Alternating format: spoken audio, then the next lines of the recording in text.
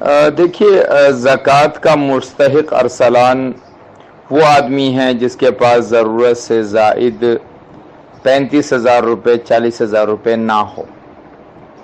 باقی جس کے گھر ٹی وی ہے، جس کے گھر کیبل ہے، اس کو زکوٰۃ نہیں دینی چاہیے۔ تو جس کے گھر ٹی وی کیبل ہے اس کو اللہ نے دولت کیوں دی ہے؟ ہم خدا بننے کی کوشش کیوں کرتے ہیں؟ ہم لوگوں کے گناہوں کی وجہ سے ان کے لیے فیصلہ کیوں کرتے ہیں کہ وہ غلط آدمی ہیں،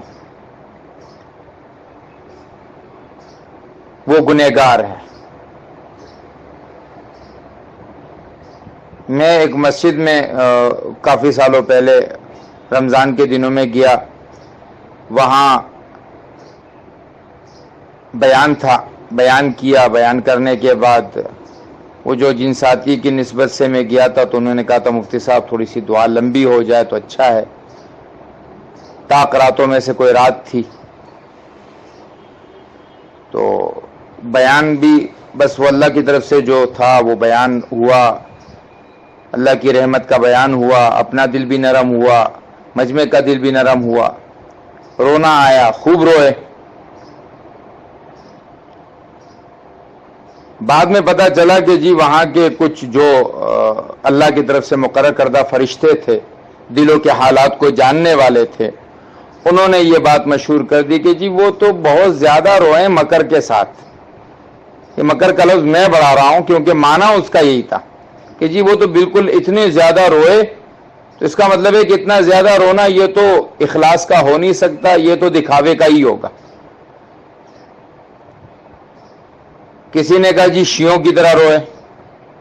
بات یہ ہے کہ ہم لوگ کیوں اللہ بننے کی کوشش کرتے ہیں کہ جی جس کے گھر میں ٹی وی ہم زکوٰۃ نہیں دیں گے، اور تم اللہ ہو، اگر گناہوں پر روکنا ہوگا تو اللہ پھر تمہیں رزق کیوں دیتے ہیں؟ اگر اللہ تمہیں پکڑے تمہارے گناہوں کے اوپر، اللہ ایک چلتے پھرتے مخلوق کو بھی نہ چھوڑے گناہوں کی وجہ سے۔ تو ٹی وی گناہ ہے، کیبل لگانا گناہ ہے، لیکن وہ مستحقات زکوٰۃ سے نکل جاتا ہے؟ ایسا نہیں ہے۔ وہ حدیث مشہور ہے کہ ایک آدمی جو ہے وہ رات کو صدقہ لے کر نکلا، مالدار کو دے کر آ گیا، چور کو دے کر آ گیا، اور زانیہ عورت کو دے کر آ گیا۔